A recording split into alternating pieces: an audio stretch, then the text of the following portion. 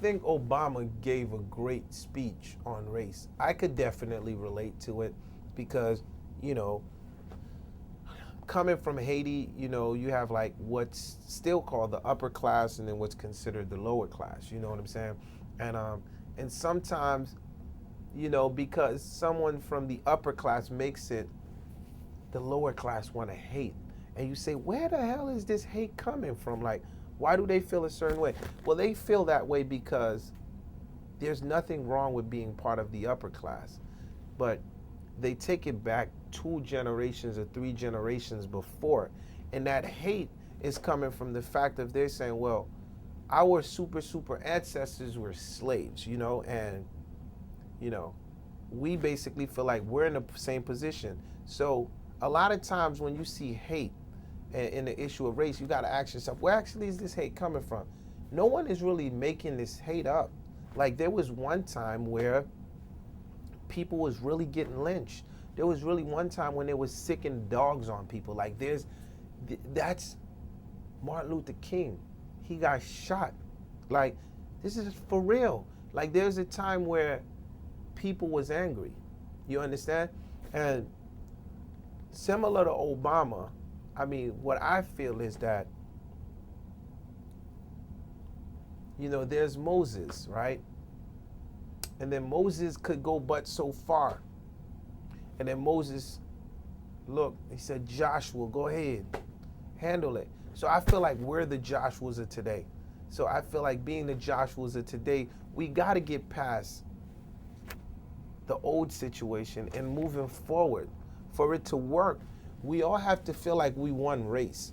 I don't know the last time you checked the economy.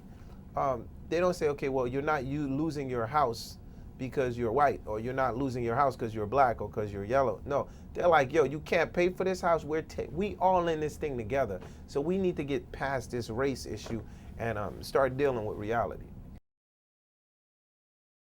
I think the new generation of Joshuas, like, we're not done, but we need to start. And I think where we start at is unifying and really being one and really not waiting for things to be in a bad position to really talk about it, to really understand that we're leaders. You can pick up a pen and write to Congress. You can email if you don't like certain things from the beginning, because there is a real constitution and they need to respect the generation that's coming up, and that we're dealing with that right now. I think that's very important, that you exercise your rights before something goes down. And that's when you feel like you want to deal with it. Then people don't take you seriously because they're like, oh, you only apply action when you feel it's necessary. Well, I feel that action is necessary all the time. There's so much things that are going on in the world, from Africa to Asia to back in your own hometown, where you're right now, you're sitting in a community. You might not be happy with the community. Maybe you don't want them to break that building down right there, because that building represents a monument, something for the community. Well, talk about it. Write to the mayor. You understand? Maybe you need more funds for the school. You don't like the way this school is being treated. You look and you're like, well, where's these funds for education? Get together, rally with the kids, and talk about this.